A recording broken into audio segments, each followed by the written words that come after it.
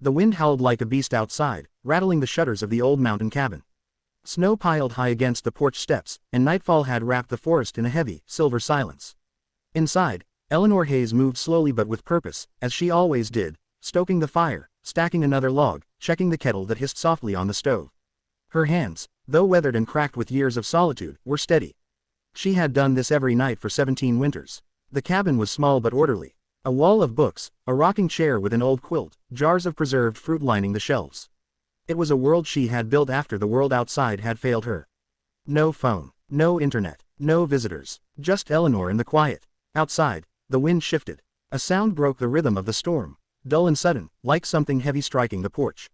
Eleanor paused, her ladle hovering midair.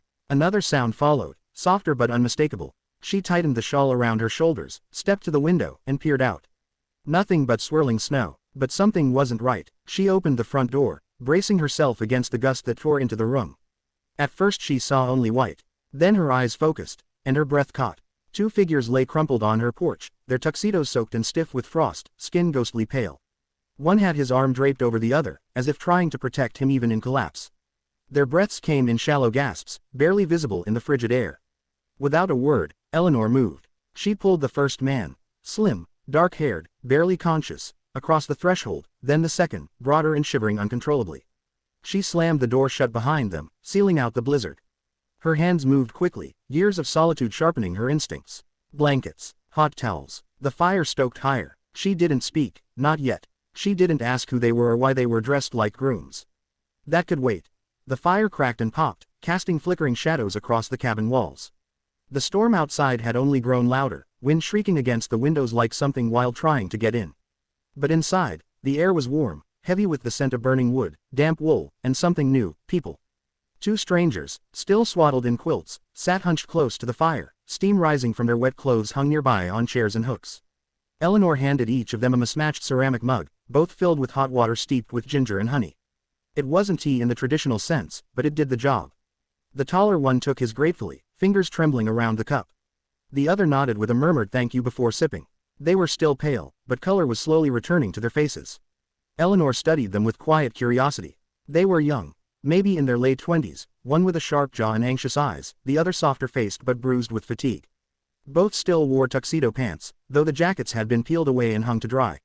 After a long silence, the taller one spoke, his voice hoarse. "I'm Julian. This is Marco. We just got married." Eleanor raised an eyebrow but said nothing. Julian hesitated, as if unsure whether to continue. "We were on our way to a lodge near Pine Hollow. It was supposed to be our wedding night. Then the storm hit. GPS died. Car slid into a ditch. No reception. We walked for miles. Then I saw the light from your window." Eleanor's gaze drifted toward the frosted panes. "You're lucky you saw it," she said finally, her voice low and dry. "This storm's a bad one. You'd have frozen before morning." Marco looked at her, eyes glassy with exhaustion. "We almost did." Another pause. The fire filled the silence. Eleanor moved back to the kitchen without a word, pulling out a small cast iron skillet and setting it on the stove. Soon the scent of cornmeal and butter filled the air as she poured batter and flipped thick slices of cornbread. Julian watched her hands move, noticing the practiced way she measured and stirred, the rhythm of someone used to doing everything alone. She brought the bread to them on a chipped plate. "Eat slowly. You've been too cold too long." They obeyed without question, chewing quietly. "I'm sorry we just showed up," Marco said after a moment. "I know it's probably been a long time since you had visitors." Eleanor gave a short laugh, more breath than sound. 17 years. Julian looked up, startled. "Alone, this whole time?" She nodded. "No one comes out this way unless they're lost, or desperate." The way she said it made the air feel heavier. Marco looked around the room. "It's beautiful. The quiet. I get why you stayed." Eleanor stared into the fire, eyes reflecting orange and gold. "I stayed because leaving didn't make sense anymore." Neither groom responded right away. Something unspoken passed between them, a realization that this woman had given them more than shelter. She had given them a piece of her silence, broken open just enough to let them in. She turned back to them, adjusting the kettle again. "The storm's going to last a few days. You'll stay until it's over." Julian glanced at Marco. "We don't want to impose." Eleanor met his eyes. For a moment, hers softened. "You already have, and I already decided." They said nothing more, just sipped their tea and listened to the storm outside. Morning came without light. The sky outside was still thick with snow, a white curtain smothering the trees and hills beyond the cabin. The storm had not let up. If anything, it had deepened, the world muffled in wind and cold. Inside, the fire burned steady, casting long ribbons of amber across the walls. Julian sat at the small table, turning a worn book over in his hands without really reading it. Marco lay curled on the rug in front of the hearth, half asleep, his fingers absently brushing against the dog-eared edge of a quilt Eleanor had sewn decades ago.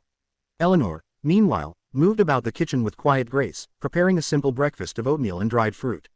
The silence was companionable now, no longer uncertain. Eventually, it was Marco who broke it. His voice was quiet, careful, as though afraid to shatter whatever had settled between them. "We weren't running from each other," he said, eyes on the fire. "Not exactly." Julian looked up, tense. Eleanor didn't turn from the stove. Marco continued. "We panicked. Or he did." He glanced at Julian, not unkindly. "I just followed him. Couldn't let him go alone, not again." Julian set the book down, his voice sharp with defensiveness. "You make it sound like I was trying to disappear. I wasn't. He sighed. "Everyone kept telling us how perfect we looked. How perfect everything was going to be. The pressure built up like I couldn't breathe." The fire crackled. Eleanor stirred the pot gently, as if giving them time to find the words. "I kept thinking," Julian said, his voice quieter now, "what if I wasn't good enough? What if I mess it up? I didn't want to fail him."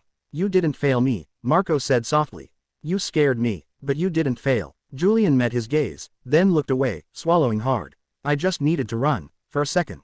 And then the blizzard hit, and we were too far gone to turn back."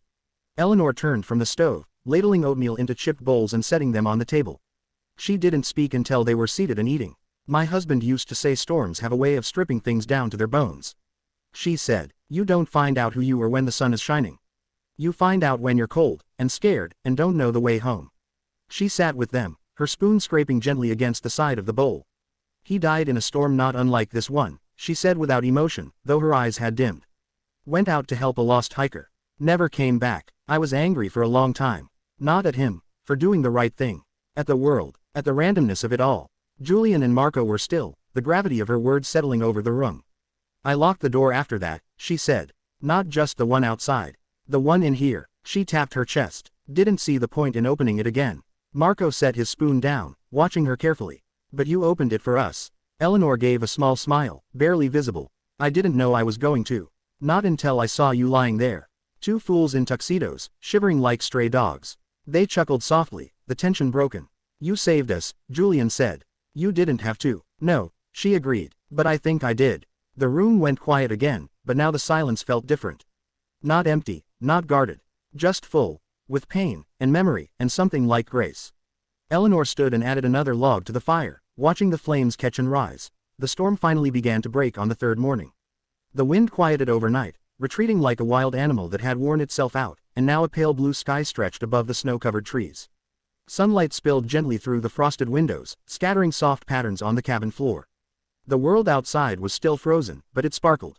Eleanor stood at the kitchen window with a steaming mug of coffee in her hands, watching as the two men shoveled out the driveway. The Grooms, no longer dazed, no longer strangers, worked with a kind of unspoken rhythm, laughing occasionally as they tossed snow over their shoulders, their tuxedo pants tucked into borrowed boots and layered with her late husband's old coats. Their rental SUV had been half buried by drifts, but it was intact.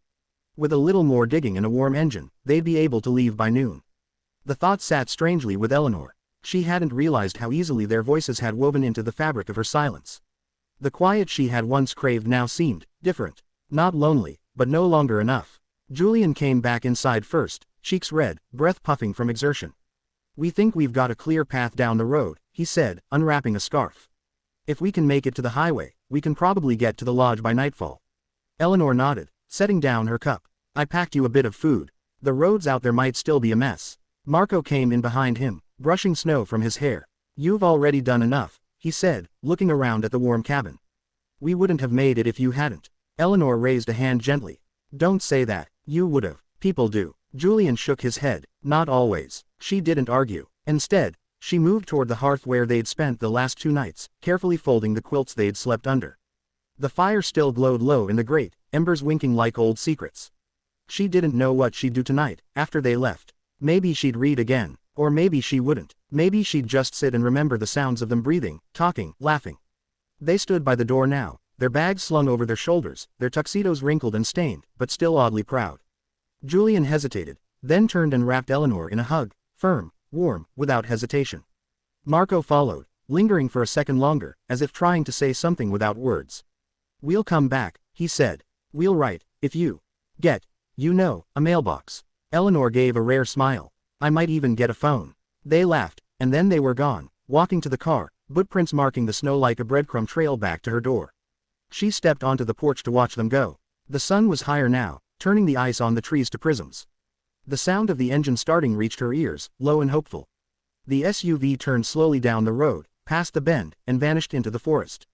Eleanor stood there a long moment, the cold brushing her face. Then she went inside, closing the door gently behind her. The cabin was quiet again. But this time, the silence was not a cage,